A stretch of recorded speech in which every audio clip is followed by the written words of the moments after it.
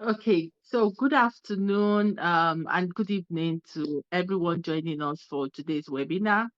From my own end here and from Bolali's side of the world, for us it's good afternoon. So good afternoon, and if it's your own evening, good evening to you. Today we are having this webinar on EduThrive, a platform to bring awareness to the opportunities that lies out there for people who would love to study abroad via scholarship. EduThrive as a company, what we do is to help intending prospective students get admission. Sometimes we help them get loans for them to further their studies abroad. But because most of our clients are Nigerians and the exchange rate of naira to any foreign currency now is not smiling at all. So people who normally would be able to afford some amounts of tuition now, it seems everybody's just saying, oh, can you find me scholarship? Can you get me scholarship? In fact, the whole world is looking for scholarship, and that's why I keep telling people that the scholarships are there, but it's not as if you are picking them on the street, you know. So there is a how to look for scholarship.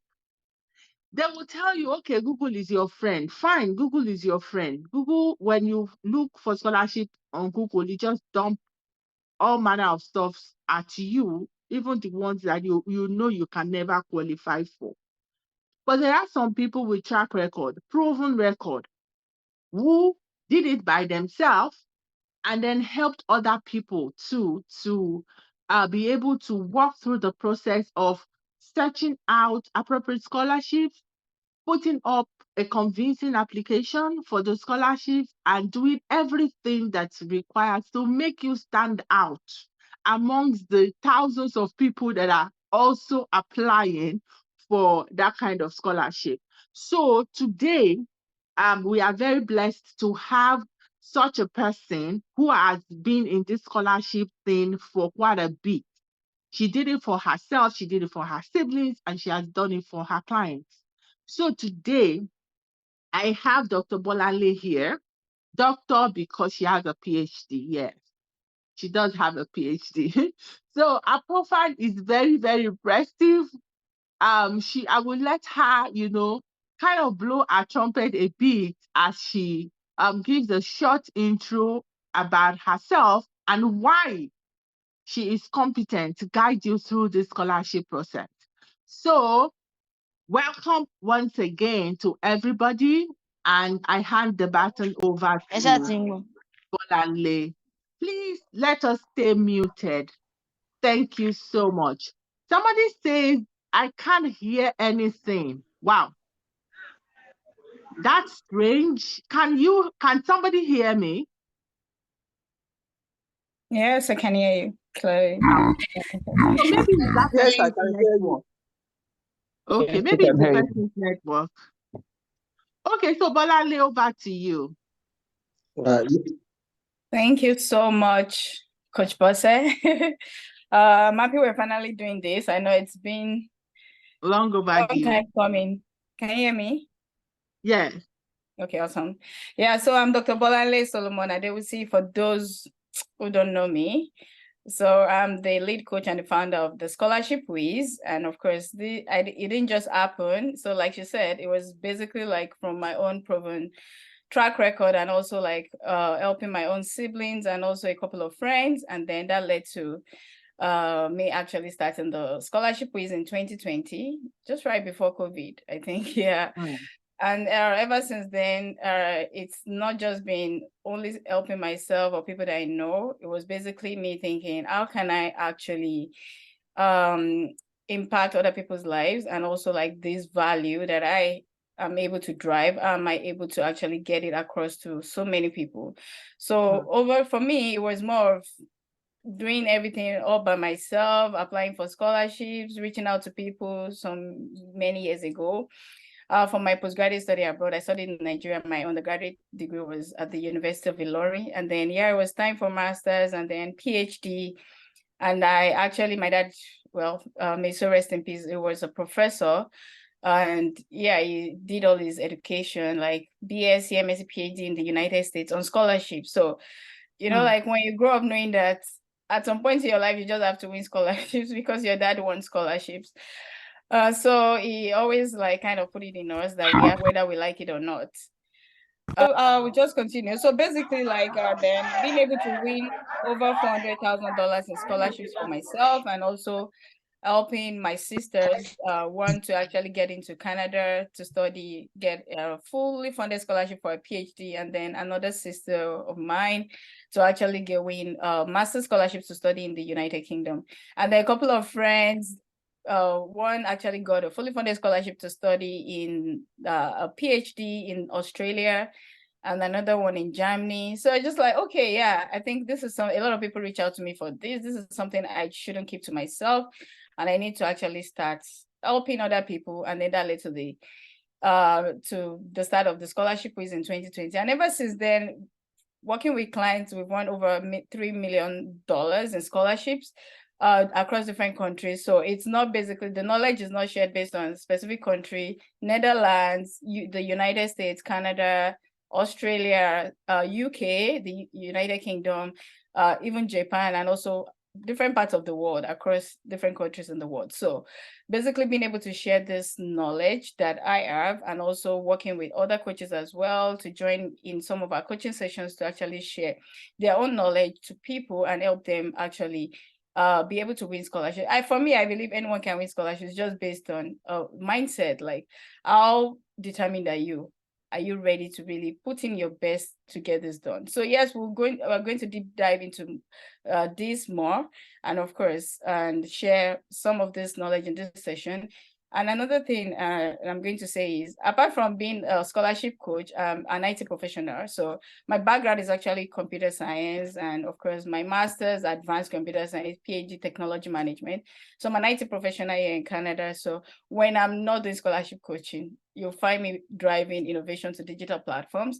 And when I'm not doing that, I'm coaching or probably reviewing someone's essay, or having a consultation session for scholarships. And of course, I have my hobbies. So it's not just about work. I have 2 kids that I actually have to support, like, kids always coming to you, mommy. So I'm still a mom while I'm doing all of this.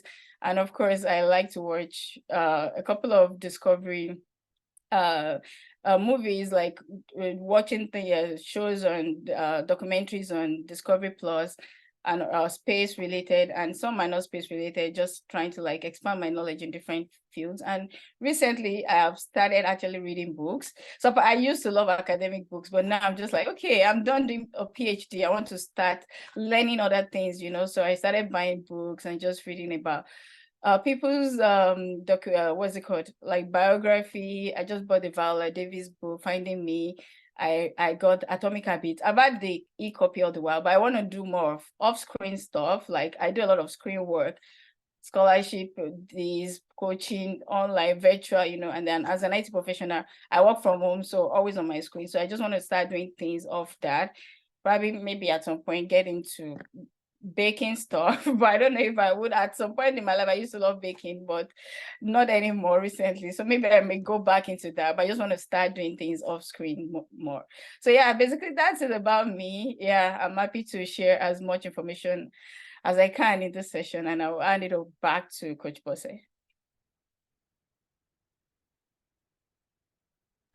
Yeah, so thank you, Bolanle.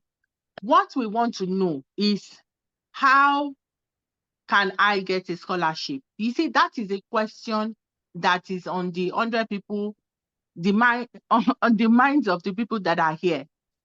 Some are here because they want to get the scholarship for their children, and some are here because they want to get it for themselves.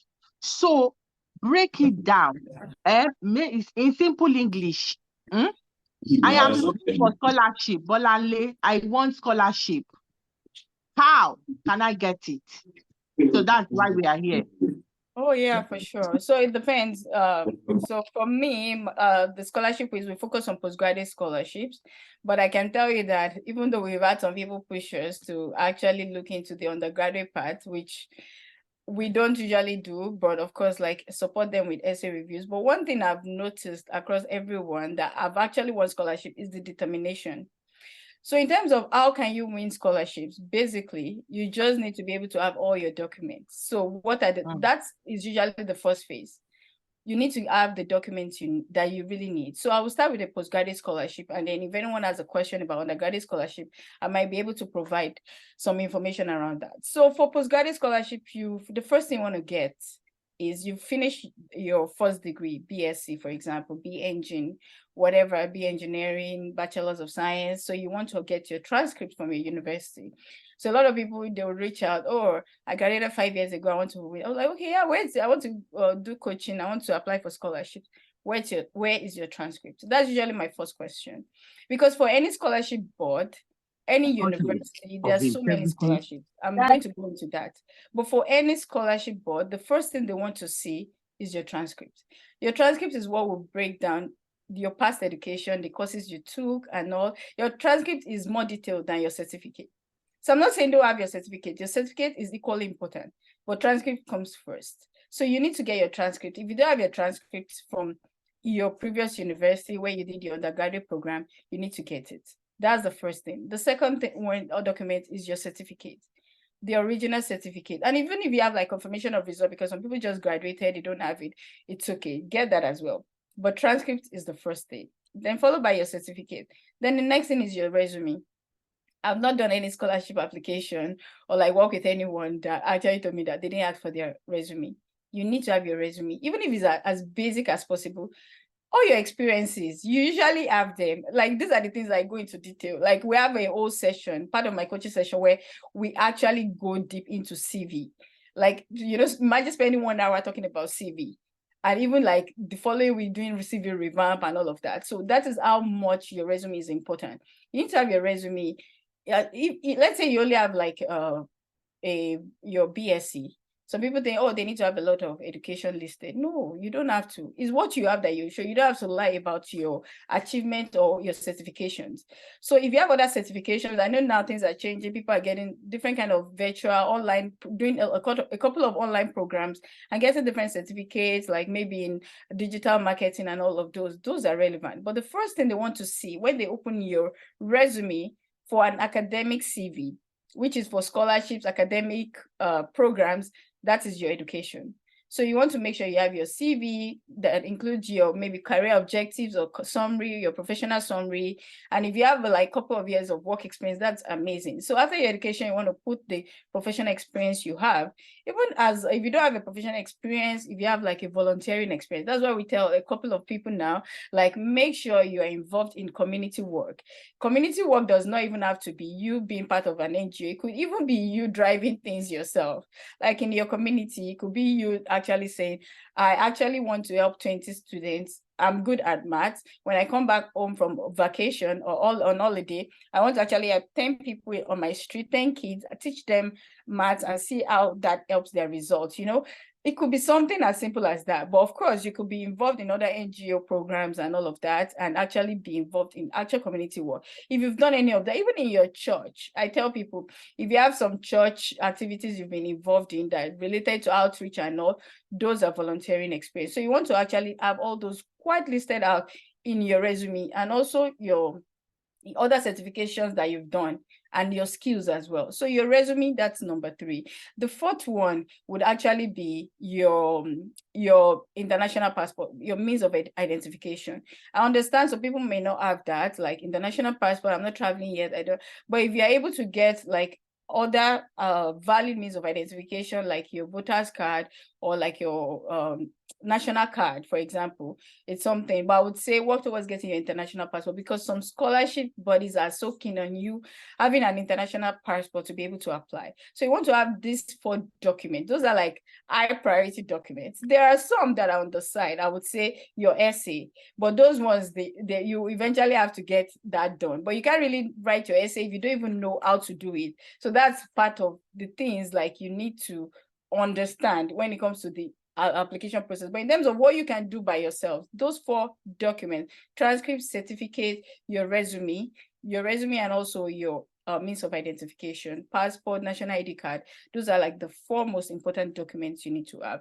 And then we can later talk about some scholarship bodies that will ask you to submit IELTS, that is your English test proficiency score, and some would ask you to submit a GRE score, GMAT score. So there are different options. You don't have to do that. I'm just saying there are some scholarship bodies that do ask for that, but those are optional. And you can decide to apply for those scholarships, and you can decide not to apply for those scholarships. So it's not compulsory. But in terms of the compulsory documents, I've listed those 4. So you need to be aware of those. So those are the things you need to have as documents for you to be able to apply. So in terms of what will be the next step, you need to understand how to search for scholarships.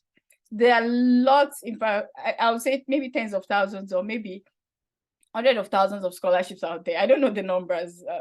I don't think, I think I must have lost track of how many scholarships are out there every year, but a lot of scholarships, university scholarships, the ones from professional bodies, the government scholarships, the international body scholarships. There are so many scholarships out there that even as we try to like, especially now, this is scholarship season.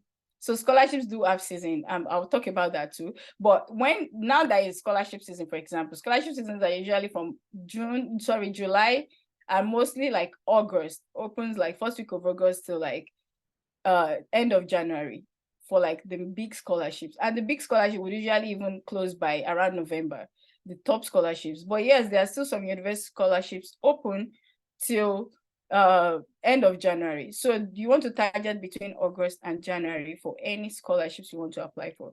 And then being able to understand this season is very important. And when you understand it, you need to be able to search for scholarships. Yes, there's the online part where you actually search online for scholarships. There's one where you have to search through the university, maybe their website, and there are options where you have to go to the Federal Scholarship Board to actually see what they have. They have a website, but I think their website is not as detailed. It's not usually updated compared to what they have in their offices. So if you have access to this Federal Scholarship Board in your city, or if you know someone that can help you go to their office, I know there's one in Abuja, and I remember my sister going to their office back then to actually follow through with the old Commonwealth scholarship which she got for the UK. So Federal Scholarship, but that was then, it wasn't online, so I think it was manual. She had to fill out the whole application and then submit in their office. But now I think it's actually online. But yes, it's still good to check with them because they do have some bilateral scholarship. Actually, and reach out to the Federal Scholarship Board to actually get you provide information about any type of scholarship that they may have. So those are all of the things you need to take note of. And if you're able to search for scholarship across all of these sources, and of course there are more, trust me, we can't even go into details. I think I used 2 hours to explain all the scholarship sources that we have in one of my coaching sessions. So there are so many, but these are like the main sources of scholarships. And when you're able to identify all of these scholarship sources, you need to be able to search, and you need to check for the eligibility criteria. Very important. Are you eligible for this scholarship? Is your child eligible for this scholarship? So some scholarships will actually ask you they are grade specific. Like let's say undergraduate program, let's say an undergraduate scholarship, maybe your child needs to have all A's, or you need to have all A's to be able to apply. You need to have like A+, 75% all through. They have that. And then there are some scholarships for postgraduate, they'll tell you first class only. And some would actually say first class and second class upper, or maybe like minimum of second class upper. And some would say minimum of second class lower. And some would actually be quiet. They're not grade specific. So you need to know based on your own grade, like based on my grade, you need to look out for scholarship based on that. And some would actually say scholarship this scholarship will be is only open to specific countries, and they will list out all the countries: Egypt, Nigeria, China, list out all those countries. You want to look out for your country in that list. And some, they'll say open to all countries around the world. So you need to actually I would say take your time to read through the terms and conditions of those scholarships, because you don't want to actually start applying for a scholarship. You would have wasted all your time, and then you realize that, oh, my country is not on the list, or no, I'm not eligible because I had this grade. I'm not saying don't apply because of your grade, but I would say it's better to actually channel that energy towards a scholarship that you're eligible for, that you know that you have like a very high chance of winning than a scholarship, because scholarships are already competitive. So you want to ensure that the one, whichever one you're applying for, you're eligible for it. And then some, not a lot, but I do see some that are actually age specific. They'll call out the age. If you're above this age, do not apply, something like that. Or if your age is this, don't, or if you were born before this 1980 something or 1988 or something, don't apply. So you want to look out for those kind of eligibility criterion. And of course, some are actually quiet on terms of things like that. They will just put it out. It's open to all countries. They will even talk about the grade. I would always say anyone, irrespective of your grade, if you see any scholarship that is not calling out the grade, and you don't have a low, you have a low grade, or you don't have a very high grade, then you want to actually target those type of scholarships. But those type of scholarships, there are still things they are looking for. Usually your community, what's the impact you're making in your community? Those type of scholarships, when they are so quiet like that, trust me, they are looking for impact. So that's why I always say kids, even our kids, and even as we all are growing, we need to be more involved in community work, because these are the things that will make our applications really strong, and will also make you really your application stand out when you're applying for scholarships. And then another thing, the last thing I would say is, yeah. Okay, hold on.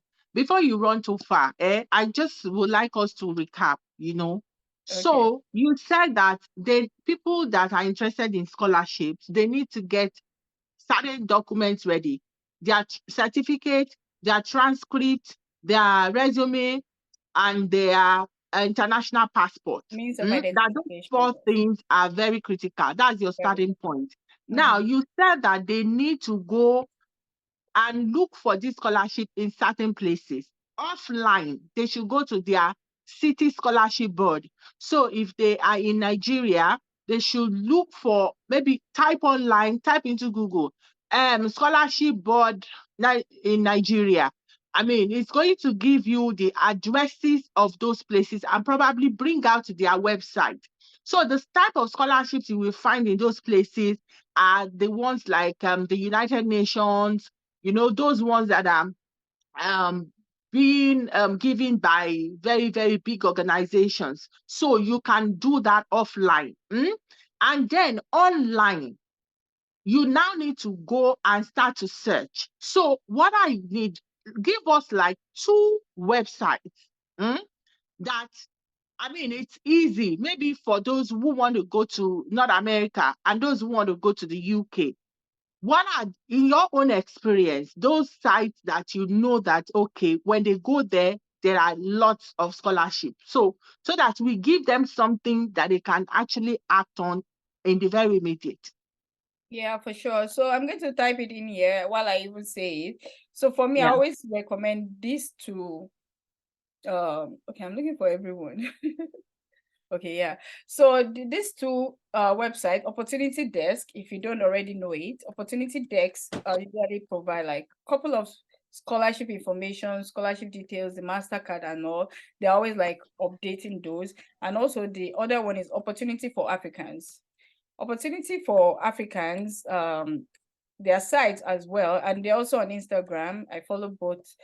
They're actually good resources to check. And even beyond just scholarships, there are so many other things, internship opportunities, like conferences you can go for, international conferences that would really that will pay for your trip to anywhere in the world based on your field.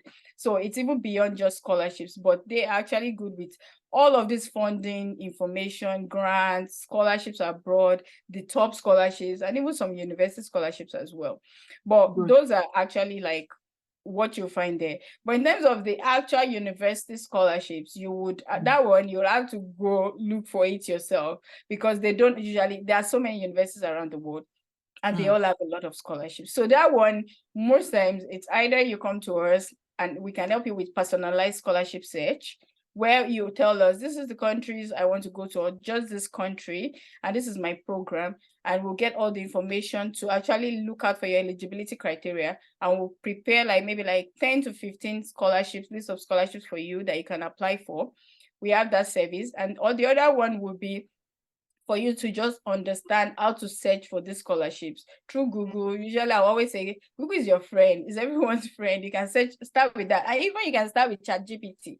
Like AI is now like the new thing. And trust me, I teach my students that as well. I use AI now for so many things. You know, like before you run to Google for things, me, I run to AI now. Like AI, give me this, and it's even more detailed, it's straight. But of course, AI still doesn't have everything. Google will give you more in terms of scholarship opportunities than AI. I'm not even going to give AI that yet. Maybe with Yeah. time, maybe over time, yeah, AI might win. But right now, go to Google, use Google a lot, use it to search for, even for university scholarships. And then identify Okay. universities you want to go to, and then you need to be able to do the work. That's why I say determination is actually like that key attribute you need to have. Because most people that have won scholarship, even including myself, it was more of determination. If I wasn't determined, I wouldn't have, because it's not like it's a lot of work. It's just that you're determined. I need to win this scholarship. I need to actually get these funds to actually study abroad. And then that would be the drive you would have to actually be able to do the real work. So you need to be able to actually go to this university website and search for those scholarships. So in terms of how do you search for it, how do you use those university websites, you can actually reach out to me for a consultation session. 30 minutes or 1 hour consultation session will do that. And then I'll be able to show you, this is actually how you can search this university website for the various scholarships you might be looking for based on your program. Okay, thank you. So you have mentioned two websites now. Opportunity for Africa, the Opportunity Desk. Abi? Yes, that's Okay, correct. because there are some people that have dropped messages, chats. Oh, how do I get fully funded scholarship to study medicine in the UK? How do I get fully funded scholarship? So, I mean, every time we hear that, I like the fact that you have been using the word win scholarship. And I hope people took note of that. That scholarship do not fall on your lap. I know that we are Nigerians and we just believe, things just happen, like you just wake up and then you got an email that says, oh, this scholarship is for you. The reality is that it doesn't work that way. You need to put in a lot of work into getting scholarship. Now, you don't have money to pay to go to school. They tell you that go and search. You still do not want to do the work. In fact, in my own opinion, you are not scholarship worthy if you cannot put in the work. Because the master's and the PhD program that you want to go for is heavily based on research. You want to be a research student. That's what it means. You want to be academic. Then for you to get the thing that will even give you this free education, you still don't want to do the work. So you have to do the work. Two websites have been given to you now. Start from there. And then Bolani kept saying, we can help you. We can help you. We can help you do this. We can help you do that. If you check on the chat now, you will find our office address. You will find our phone numbers. You would be able to ask follow-up questions. And if you want to book a consultation with Bolale, that can be arranged. Bolale is not going to drop her number on this call so that you will not bug her with, yeah, please, ma, God will bless you, ma. Can you please help me with this? No, it's not going to happen. So contact us and then you can book a proper consultation with Bolale. So as we proceed, I am aware that to get some scholarships, you are supposed to be able to write a proposal. You are supposed to be able to have a research interest and be able to, to say that this is what I want to do. Sometimes when I talk with people and I say, so you are looking for scholarship, what's your research interest? They just say, I don't know.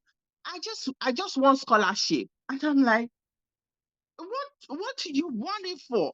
So can you talk a bit about, can somebody just not know what thing they are looking for as they go to search?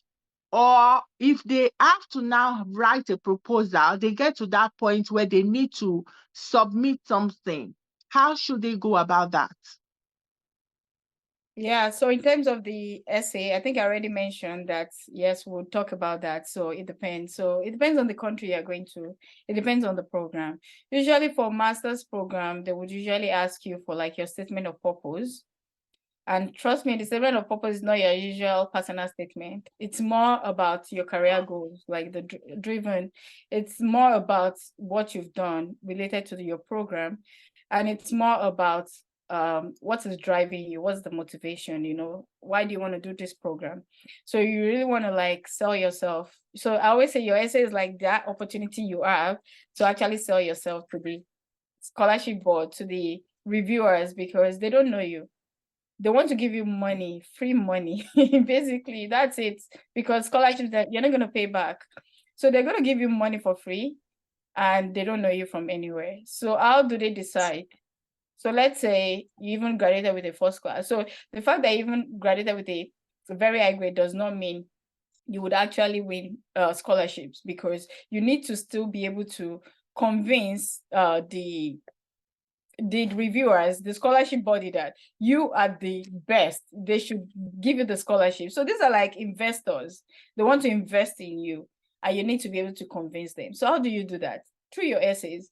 So for master's program, I would say statement of purpose usually. And then there are some that are actually called essays with specific topics, where they would say, tell us about yourself, or they would say, tell us, share your leadership skills. Was there a time in your life where you influenced, you did maybe, you influenced maybe people in your organization with your leadership skills? And some, they would even ask you about your networking skills. Like, was there a time where you used your networking skills to drive something in your organization or in your community? So networking skills, I know these are actually Chevening questions. If you've applied for the Chevening scholarship, that's what they ask: networking skills, leadership skills. So when they ask you this type of questions, you just don't want to be so. If you've seen people's essays, Chevening essays, you understand what I mean. They are actually like very heavy. They are sophisticated. So you want to make sure that your essay is sophisticated. You want to make sure that you write so well, because it's highly competitive, because they're going to pay Chevening, basically they're at Commonwealth, they're going to pay everything. Like, they're going to pay for your visa, they're going to pay for your ticket, they're going to pay for your school. They're even going to give you stipend every month that you're going to use, like your monthly stipend, to pay for your food and all those things. And even when you land in the UK, they're going to give you money for clothing, and they're going to pay. The only thing is they're going to pay your ticket to come back. So I'll talk about terms and conditions, things to look out for. If your plan is to relocate, it might not be the best, because you need to go back to your home country for 2 years. There are scholarships like that, like the Commonwealth, the Chevening. But still, those type of scholarships, trust me, like, they basically like open doors for you. So there are so many advantages when it comes to scholarships, whether you're coming back to your home country or not. Like, I would go for Chevening or Commonwealth, irrespective of whether I have to go back to my own country. But that's me. It's personal. People are different. But I'm just saying that you need to be able to write a very good essay. You need to be able to break down, to be able to use the STAR approach. So STAR approach is, when they ask you questions like, was there a time you did this, you did that, you need to be able to talk about the situation, the tasks that needed to be done, the action you took, and the result. That is the STAR approach. So that is there. And then another one, you need to actually, okay, I can hear some background noise. So another thing you need to be able to do, right, when it comes to scholarship application, is a research proposal. But I would say mostly for PhDs. So if you're going to apply for a PhD program, then you need to be able to write a very strong research proposal. Even though I know, like in the US and Canada, most of their scholarships don't require that. They would say just your statement of purpose, but that statement of purpose needs to be very well written. And that's why you probably need a professional to review your essay for you, or maybe a second. If you have someone in your family that is very good with essays, you want to make sure that they review that essay for you before you submit. And if you don't have anyone, or you just need that professional review, reach out to us, reach out to Coach Bosse, and then they would actually like reach out to me to actually support you with your essay review for your scholarship application. So the research proposal part is there for PhDs, but usually for master's programs, it's usually your statement of purpose. You want to be able to write a convincing statement of purpose. There are going to be so many statement of purpose, but your statement of purpose, it needs to stand out. Like most of my students, if you see the way they start their statement of purpose, like one started with up NEPA. Imagine like reading, opening a statement of purpose and then you see up NEPA. As a white person, what is NEPA? What is up NEPA? What does it mean? You're curious. What does this mean? With so many exclamation marks, you know? And then the story begins from there. So we don't write basics like, oh, my name is this, I want to study. No, we don't write like that when it comes to scholarship, because the first paragraph is to actually catch the attention of the reviewer, because they have so many other essays. But imagine catching the attention of the first paragraph, they're going to read to the end. And they're actually going to get to the end of it. Like one of my clients that actually won a scholarship to University of Michigan. University of Michigan is a top school. If you know University of Michigan at Ann Arbor, and she was going for like health informatics program, and she started by saying that she started the first paragraph by saying how she almost died as a little girl. The story behind it, come to for coaching to really get the full story. But I'm just saying, imagine someone reading how someone almost died at 5-year-old because of maybe like a system that is failing, and now she wants to come back to actually help that system beyond what it is today. You want to give that person an opportunity, right? Even me, if I read that kind of essay, I'll be like, okay, yeah, we want to actually support this person. We want them to go back to their own country with the knowledge they will gain from this study, to actually go back and impact their society. Eventually, trust me, everything regarding scholarships still comes back to impact. And that's where the career goals part. You need to define your career goal. What do you plan to do with that knowledge when you gain it? What do you plan to do? Your 5-year career plan, your 10-year career plan. These are all the things that need to be defined. So your statement of purpose is that document you need to have ready. And another document, if you're applying for PhD, is a proposal. Even though like they'll say, oh, in Canada and US, they don't need PhD proposal. But now the competition is becoming really high. So I always tell PhD students, as much as possible, create that proposal. But for UK, you need a PhD proposal, whether you like it or not. You need a PhD proposal to be able to apply for scholarships to go for a PhD program in the UK.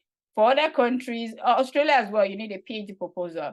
For other countries, yes, you might be cool, like US, Canada, with a statement of purpose, but I'll still say for PhD, get a proposal. But for masters, just make sure you're writing telling a compelling story when you're writing that statement of purpose. It will go a long way for you. Okay, thank you. So recap. Once they've identified which scholarship they want to apply for, whether it's the general ones or the ones for specific schools or specific programs, they need to now start to write their essays or their proposal.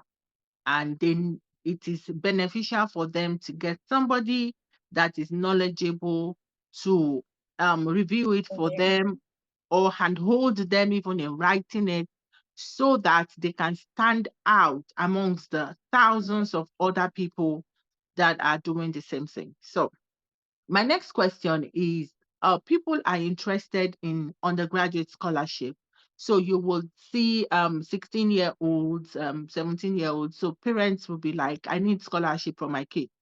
I know that for Canadian schools, the undergraduate scholarships are given on merit without you applying for it. So if you apply to, say, Carleton University, not Ottawa, they will just, based on the child's WAEC results. So if the child has all A's, they would say, okay, this one we will give you 10,000 scholarship or $15,000 scholarship. You know, they just give it like that. And then by the time the student is in school, there are other opportunities to get more scholarship.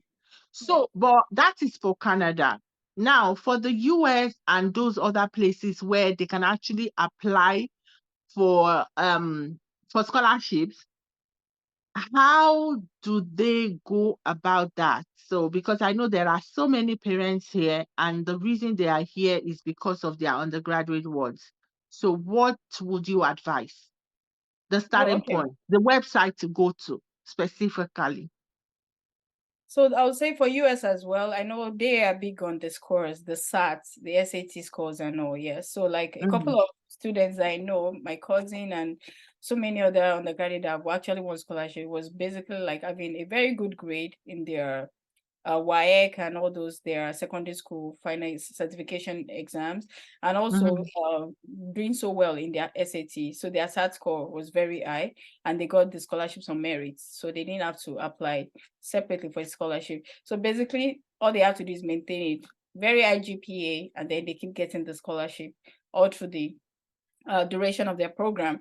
But I would say for even despite that, there are still some other scholarships. Like for example, I reviewed an essay for a student, an international student from coming from Nigeria to Western University here in Ontario. And she actually was applying, she already got a merit scholarship, but it wasn't going to cover everything. So she decided to apply for an extra, is it $20,000 or $30,000? mhm, And yes, I reviewed the essay and all of that. So it was a different kind of, it was like something Western International Scholarship or something. I can't remember what the name is. But there are those other university scholarships or external scholarships that they can still apply for. So sometimes the merit scholarship might not cover the whole tuition and they just want mhm, more. Maybe it's partially funded and they want more. So they would apply. She applied for it, but she's an A student.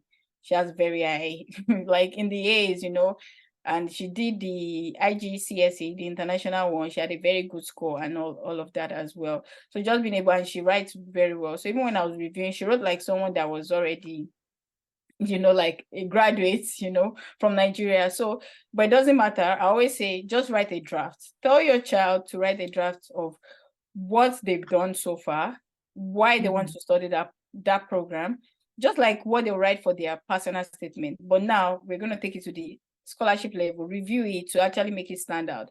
Because a mhm, scholarship now, the person's probably going to compete with even other home students, the domestic mhm, students, the actual Canadians or Americans.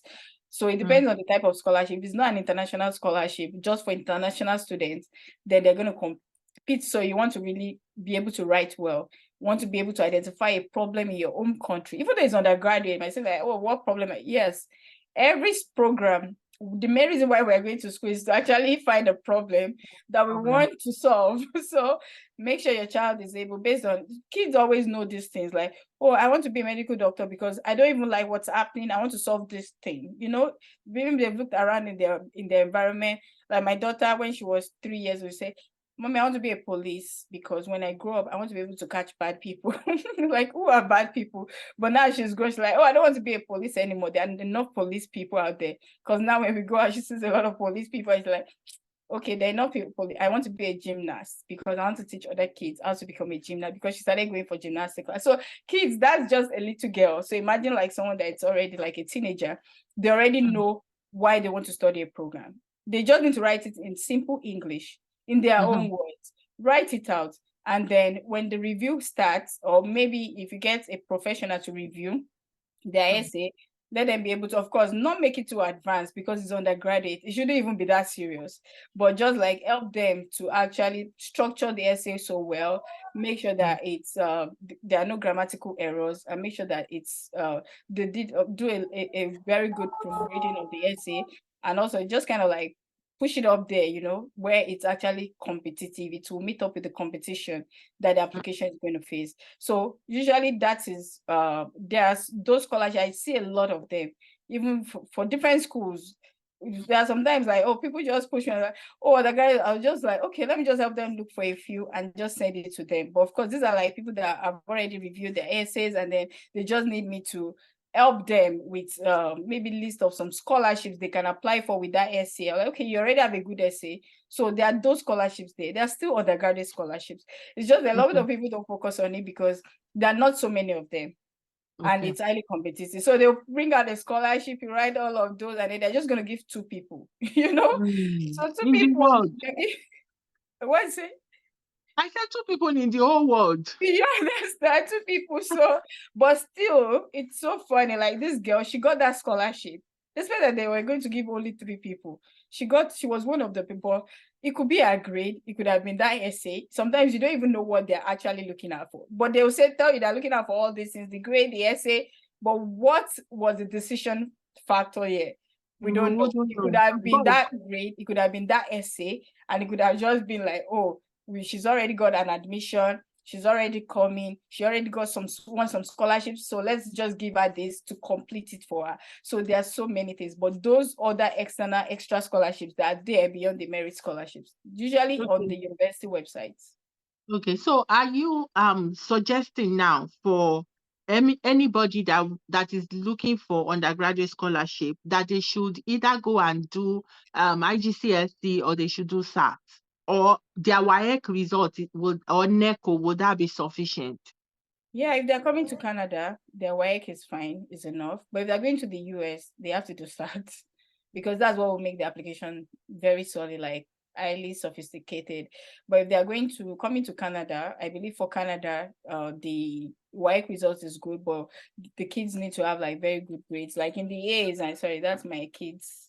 NAP alarm, and they still won't take the NAP though. So yeah, they just need to make sure that they have the like very good grades, like in their WAEC, NECO, whichever one they'll be using. Coach Bose knows more about undergraduate programs more than me. Even for undergraduate applications, I reach out to her. So yeah, I'm sure she knows more. But if they want to write the IGCSE, just to like, sometimes you just want to like push yourself up there. If they're able to, they should, because it will be like that thing that you have that other kids don't have. Yeah. Sometimes it's just like that. It's just like the GRE and the GMAT. Sometimes it's not about the score. I'll tell you, like by GRE, I did have a very high score. It was okay. It was average, but it still got me the scholarships just because I was able to write GRE, But now things are changing. But that was some 10, 11 years ago. Things are changing now. There are ways we actually ask for waivers and not for GRE and GMAT, that people still win scholarships. But back then, it was either you write GRE or not, even though you're not going to the US. So same thing with the SAT, the SAT score. So it would just be like that extra requirements that you are able to provide that other kids are not providing. So if they're able to write the IGCSE, I would say yes, they should go ahead and write it. Okay. So somebody asked that, do you need an admission letter before you can apply for scholarship? Do you need to have gotten an offer from a school? No. Okay. We do it side by side simultaneously. So that's why I said determination. When I use the word determination at first, this is what I mean. So you need to be able to, as you're applying for admission, you're applying for scholarships. Sometimes you apply for scholarships ahead of the admissions. So there are even some scholarships that would actually tell you, some schools that will tell you, like, if you don't have scholarship, they probably don't have like a space for you. Do you understand? I've actually come across those schools like, oh, do you have funding? Oh, how are you going to pay for this? Unless you want to, they will even ask you for like financial statements before they consider you for the admission. So those kind of schools, so I would say no, don't wait for an admission. Do both simultaneously. As you're applying for admission, be applying for scholarships back to back. Let both of them come together. Like for me, when I got my scholarship, my first fully funded scholarship, it came together with the admission. Everything came together. And when the second one, actually, I got my admission and there was no scholarship. So I had to go and look for the scholarship. Even though I already had a fully funded scholarship, but sometimes when you just be like, you just want to prove yourself, but you're like, okay, maybe I would prefer this other school than this other school, And then the admission came and then there was no scholarship. I asked them, I don't understand. How do you expect me to come to this school? There's no scholarship. I said, oh yeah, you have to apply for scholarship. They send links and all. But I just rolled up my sleeves and then I started looking for the scholarship. I started applying. I started reaching out, doing all the applications, and eventually it came. And then there was not a dilemma. Which one would I go for? I have to fully funded scholarship. Many more. Which one should I go for? So yeah, I found myself in like, what? I shouldn't have pushed for the second one. But well, I still went for the first one. But sometimes you just really want to see if it's possible or not. And yeah, I'm happy I did that. So so Bolanle, if someone is saying that if a university scholarship board is not asking her to include her resume, that she still include it even though they are not asking? I would say you should include it. You won't be penalized for that. Or what do you think? Yeah, so it depends. So if they have like they always have like space for like other documents. So if they have that space, sometimes it depends on the platform. If it's an online platform, and then they actually have spaces for all of the documents, and there's no space for the resume, and they're not calling it out. then there's really nothing you can do, because you can't upload. I would say upload the high priority documents over the ones that are not high priority. But if they have like the space for other documents, please upload everything you have. Just give them the resume. If you have IELTS score, if you have TOEFL, if you have whatever extra things you think would help your application, that's why they do have that other documents. Then upload everything, your resume and other key documents that you think might help your application.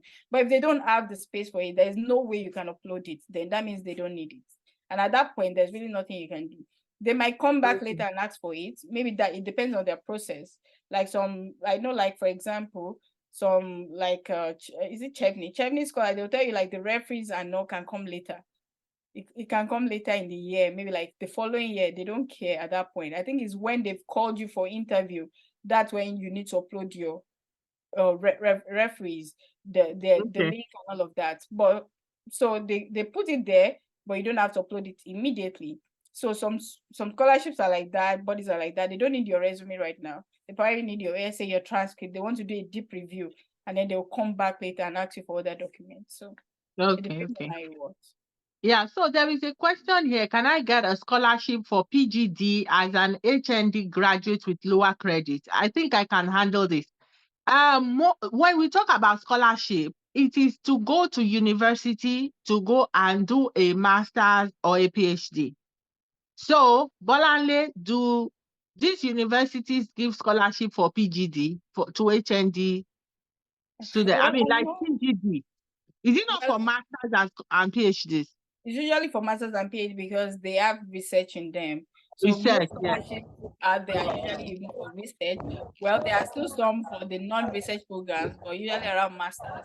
But I would still say, never say never, because there are some institutions that might just have like maybe 2 openings for you. Never can tell. So this is why you need to just know how to search. Like go to the website, look for, or even ask the admission office questions, send them an email and ask them if they can actually, if they have scholarships for your program.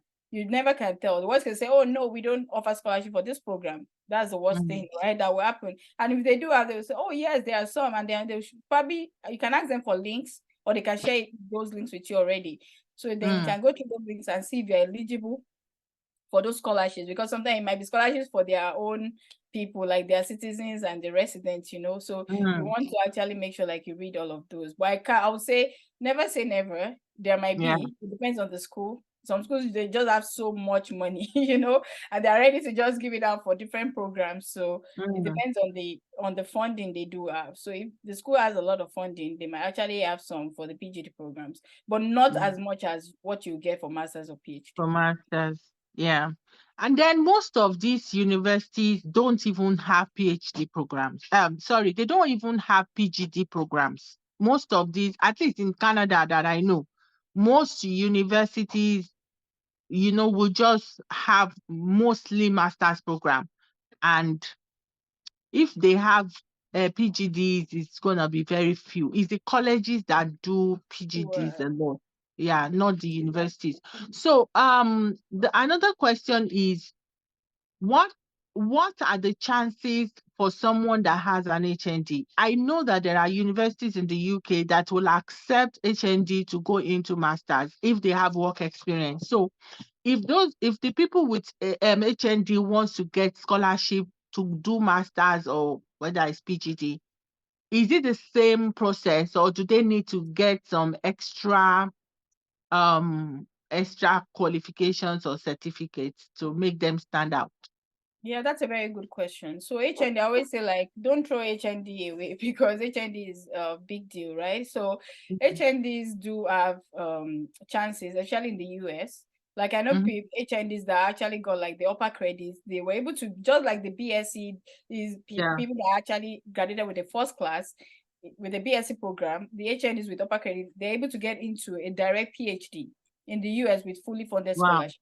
So if you don't know, like if you have a BSc with the first class, you can actually get into a PhD program directly. You don't have to do masters. That's if you love research.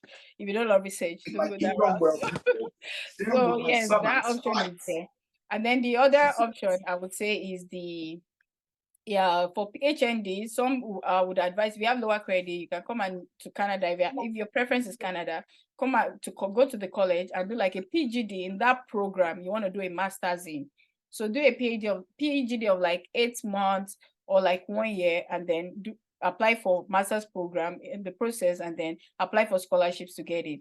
I know some colleges do have scholarships here and there, might not be fully funded, 2,000, 3,000, 5,000. So yeah, if you're planning to go to a college also, yeah, you can reach out to them for scholarship opportunities that they have. I know they would put it there, and sometimes I know one of my clients that applied, I felt was suitable, but they didn't even get back to them to even tell them this is the status of your application.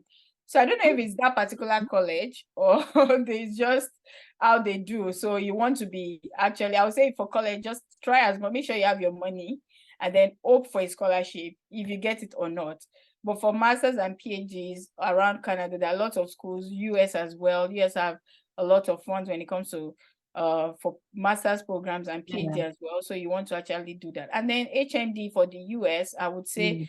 for a master's program, lower credit, you can actually still apply.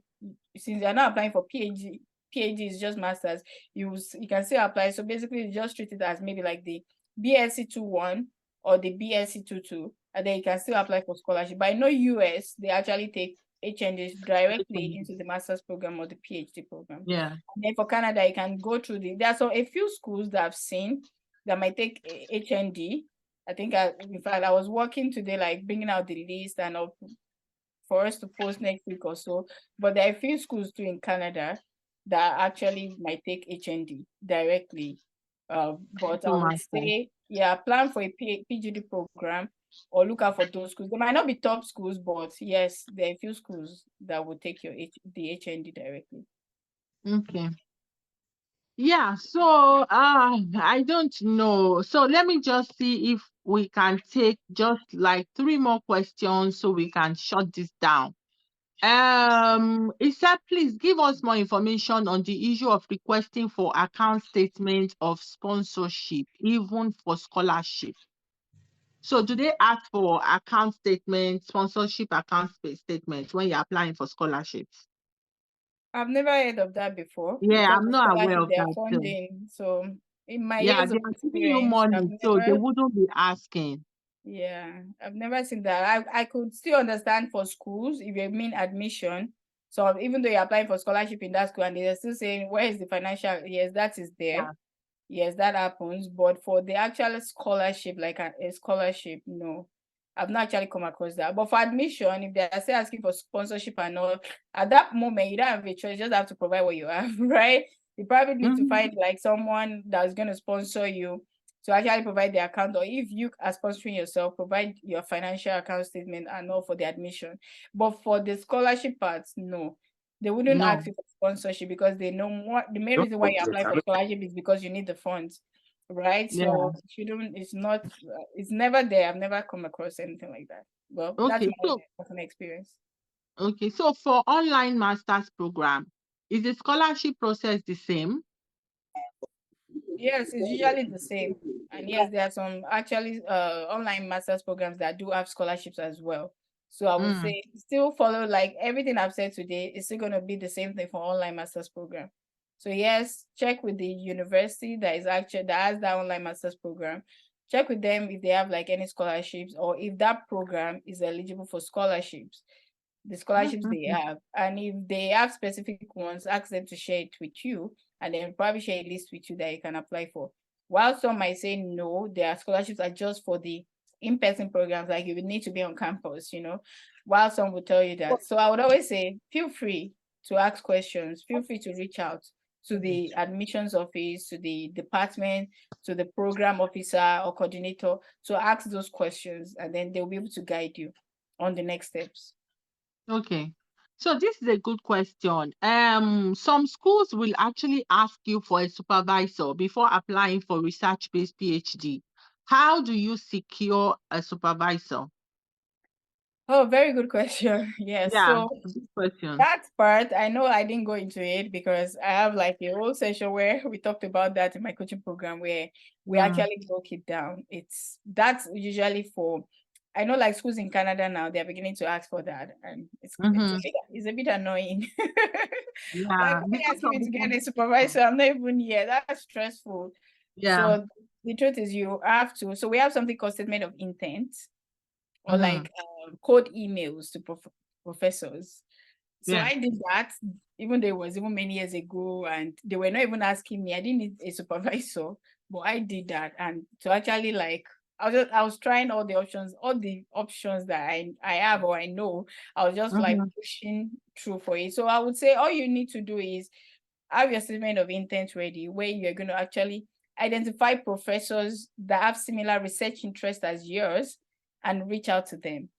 So Mm-hmm. I think I have a sample. I'm not sure. Maybe in my ebook, yeah, my ebook Postgraduate Study at Zero Cost, I actually put a sample in it where I actually shared this code email that you can Mm-hmm. actually use to reach out to people, to these professors. So you need to reach out to them prior to the program before you even Mm-hmm. start applying. Let's say like the deadline for the application is December 1st. You want to start reaching out to them now to share your research interest with them, to let them see how it aligns with their own research interest.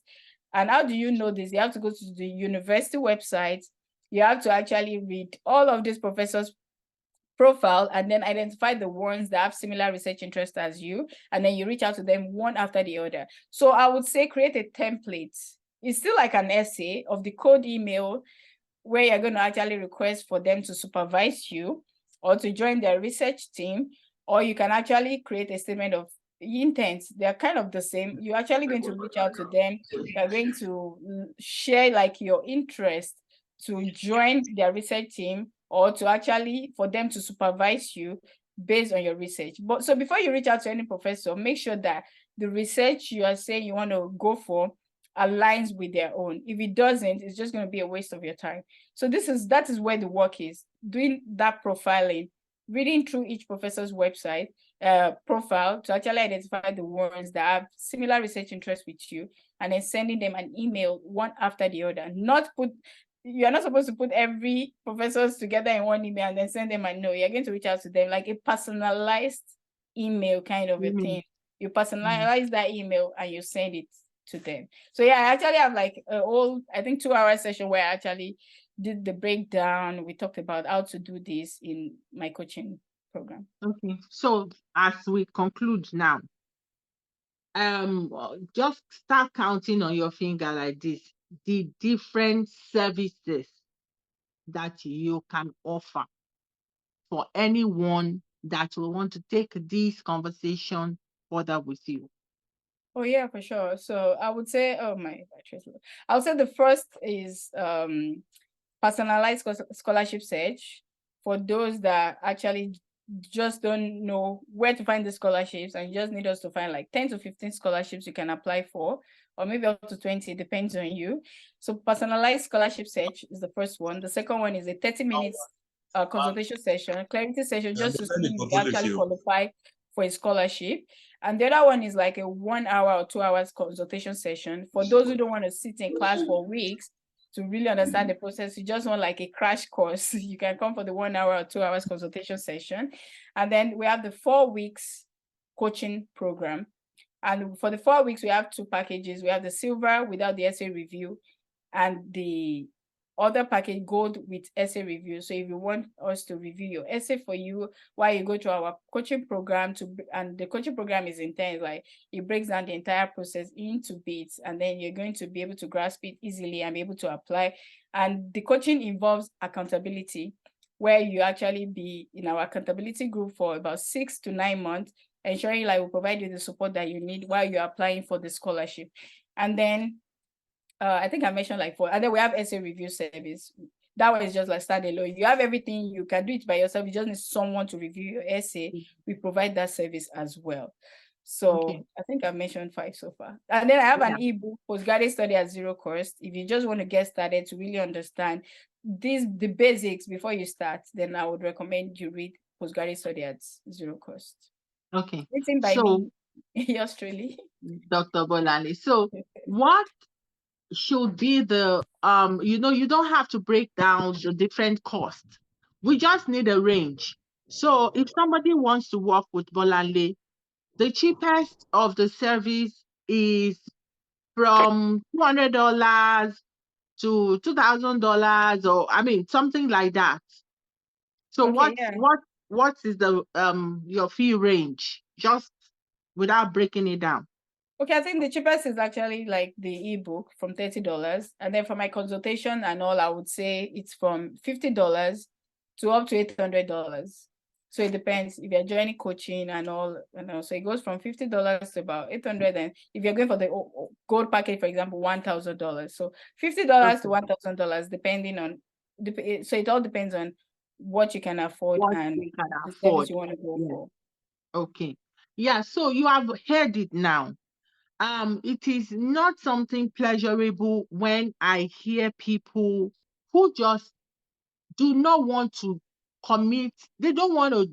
I mean, see, the concept of looking for scholarship means I don't want to spend any money, and I don't know.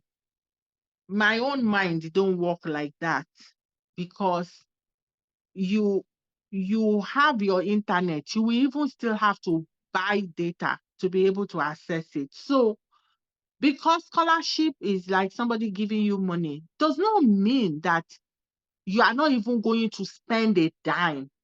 Mm? So if you don't want to spend anything at all, I mean, there's nothing God cannot do. But the truth of the matter is that if you are on this call and you are that serious that I really want, I'm determined to find something, then I encourage you that you should look for the money. I mean, $50, it may look like, oh, it's $50. Is it not because you don't live in Nigeria? You don't know how expensive that is. Okay, I know, but what you want to gain from that knowledge is far more than that $50. So if you would want any of Bolanle's services, reach out to us and we will facilitate the connection. So this is where we will be drawing the curtain for today. So Bolanle, any last words before we shut down? Oh yeah, so last one is, I would say, is make sure you're determined if you really want to win a scholarship. It's possible. For me, I don't believe that anyone cannot win a scholarship, because I work with clients and I've seen like different clients and I've seen the determination come true.